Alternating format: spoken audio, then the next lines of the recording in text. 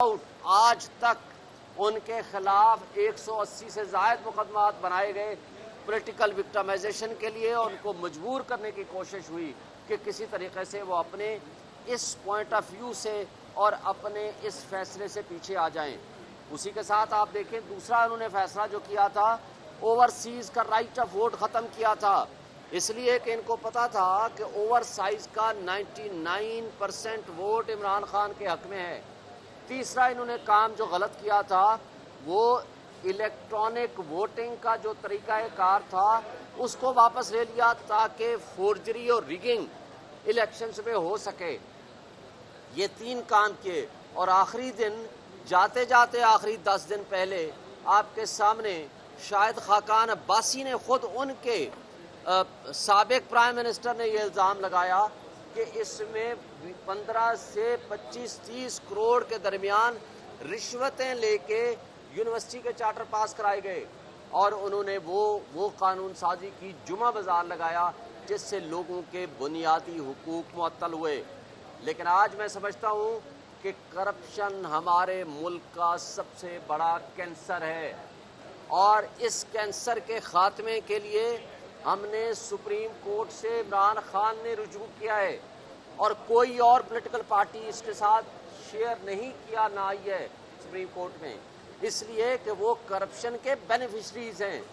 और आज देखें 16 महीने यहाँ इक़्तिदार के मज़े लेके शहबाज शरीफ, इसहाक डार, आसिफ अली जरदारी वो आज मुल्क से बाहर भाग गए हैं।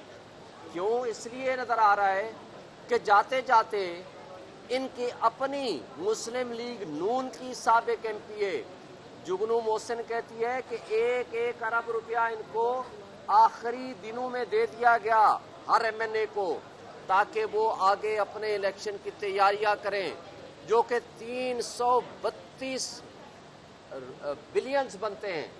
332 बिलियंस का इस तरह हवा में उड़ाया जाना, ये सारी चीज़ें शो करती हैं कि इस पाकिस्तान को, कौम को डिफॉल्ट के करीब पहुंचाने वाले ये लोग थे।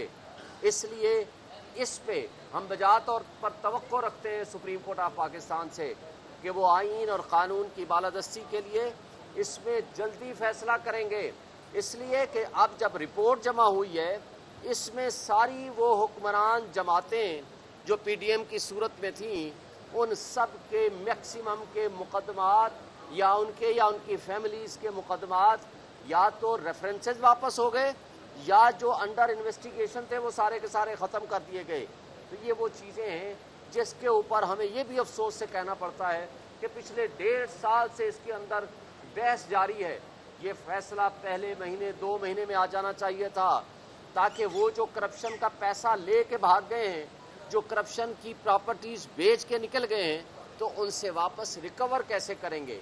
ये काबिल अफसोस बात है, क्योंकि अदलिया ने लोगों के बुनियादी इंसानी हुकूक की और आइन के तहफ़्फ़ुज़ की कसम उठाई हुई है।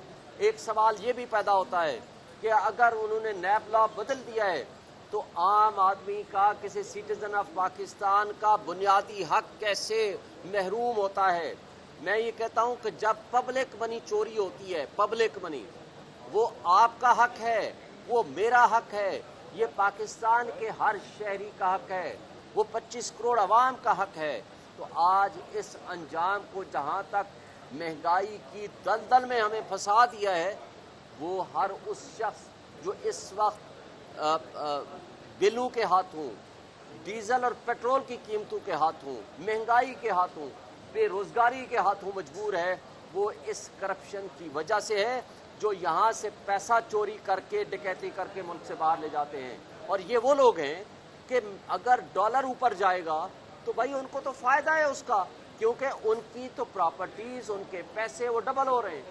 ये मुझे और आपको तकलीफ़ है, इसलिए कि हमारा जब डॉलर ऊपर जाएगा, पैसा कमज़ोर होगा। आज जो डिफ़ॉल्ट कर गया है मुल्क श्रीलंका, उससे भी हमारी कैफियत बदतर हो गई है। वो अफ़गानिस्तान जिसने 40 साल जंग की कैफियत में वो गुजारा है टाइम, आज वो पोजीशन है कि उनके यहाँ 80 से भी कम रेट हो गया है उनका डॉलर का, अफ़गानी करेंसी का, और हम कहाँ पहुँचे हुए हैं ये सारी कुछ आपके सामने है। लेकिन एक बात मैं क्रेडिट देता हूँ कि चीफ जस्टिस सुमरता बंदयाल साहब को कि बहरहाल इस तमाम तर सूरत हाल के बावजूद उन्होंने रिजर्व किया है और फैसला किया है कि हम इसको जल्दी सुनाएंगे इसका फैसला। Thank you. साहब ये बताइएगा कि आज एक बात ये मामला पार्लियामेंट को भेजने की भी हुई, या सुप्रीम कोर्ट ये मामला 18वीं तरमीम की तरह पार्लियामेंट को भेज सकती है इस वक्त, और अगर भेज दिया तो पार्लियामेंट तो मौजूद नहीं है। देखें, पार्लियामेंट में भेजा जाना गलत बात होगी। आप उसकी वायरिस को जब चैलेंज किया गया है कि जो लोग पर्सन स्पेसिफिक जिनके अपने मुकदमे हैं वो कानून साजी कर रहे हैं, यानी जिन्होंने अपने आप को बेनिफिट देना है वो कानून में बैठे हुए हैं, वही लॉ मिनिस्टर बैठे हुए हैं, तो मेरा नहीं ख्याल कि ये पार्लियामान को जाना चाहिए। इसलिए कि पार्लियामान का भी अभी क्या पता है कि कब आएगी, इलेक्शन कब होने हैं, अभी तो इलेक्शन फैसला हो भी जाएगा सुप्रीम कोर्ट का, मानना किसने है। लेकिन मेरा ख्याल है कि ये नैब लॉ की जो अमेंडमेंट थी वो गलत थी, उसको ख़त्म करके और उसके बाद पुराना लॉ जो रेलिवेंट हैं प्रोविजंस उसको बहाल होना चाहिए, ताकि एटलीस्ट कानून का कुछ तो एक डर खौफ का माहौल पैदा हो।